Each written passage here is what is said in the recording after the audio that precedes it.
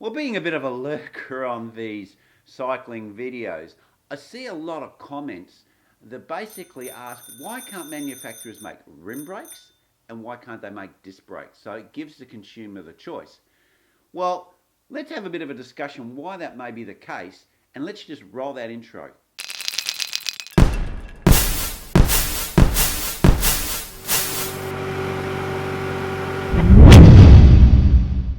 Well, when manufacturers are going to bring out a new model and have a design engineer design that bike, there's quite a lot of work that goes into that. And you can imagine, if you actually think about every single curve on a bike, that needs to be designed. And why are you making it that radius? And can you actually make that radius when it goes to the manufacturer?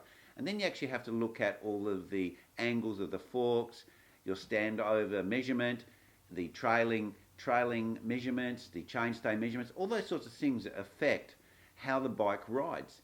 Now the engineers need to look at this, plus also they need to look at how strong the frame is where the bearings are the housings for the bearings strong enough, and the fork design, will that fork design be strong enough? And they may even actually have fatigue tests that they carry out in the factory with prototypes to then make that fork and make it also perform on the bike so it's not going to fail.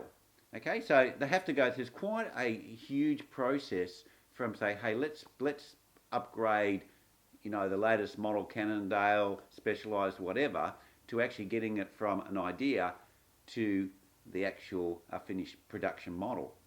And the other thing they need to consider as well is when you have a disc brake bike and a rim brake bike, the design parameters of where the loading is different. On a disc brake bike, the calipers are mounted at the end of the forks and at the end of the seat stays.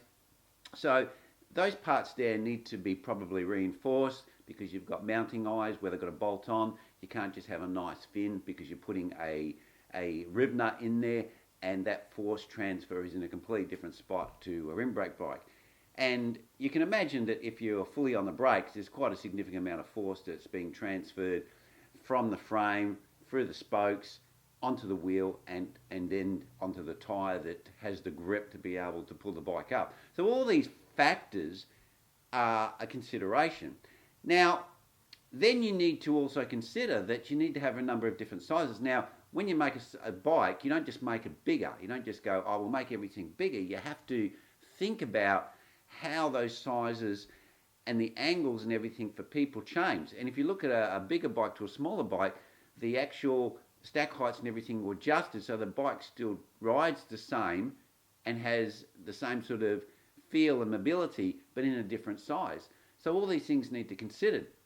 Now, if you then are going to do a disc brake model and you're going to do a rim brake model, that doubles your workload. So you have to have double the engineers, you've got double the cost. Then when it gets to the factory, you have to actually make double the molds because the rim brake bike is a different type of design to the disc brake bike. And the actual staff there probably even need to lay up those bikes quite differently. So if you're a manufacturer and you say to yourself, hey, look, let's just jump on the disc brake bandwagon.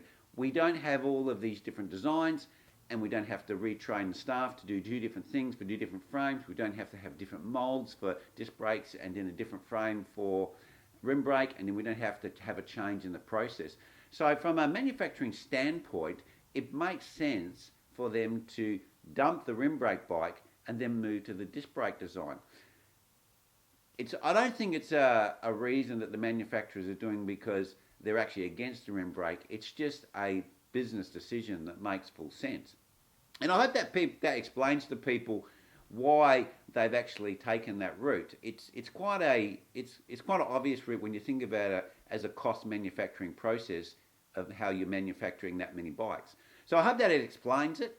And if you've got any suggestions, questions, or you know about the manufacturing, it'd be really nice to have that information down below. So get in the comments and leave your comments there. And thanks for watching. Cheers.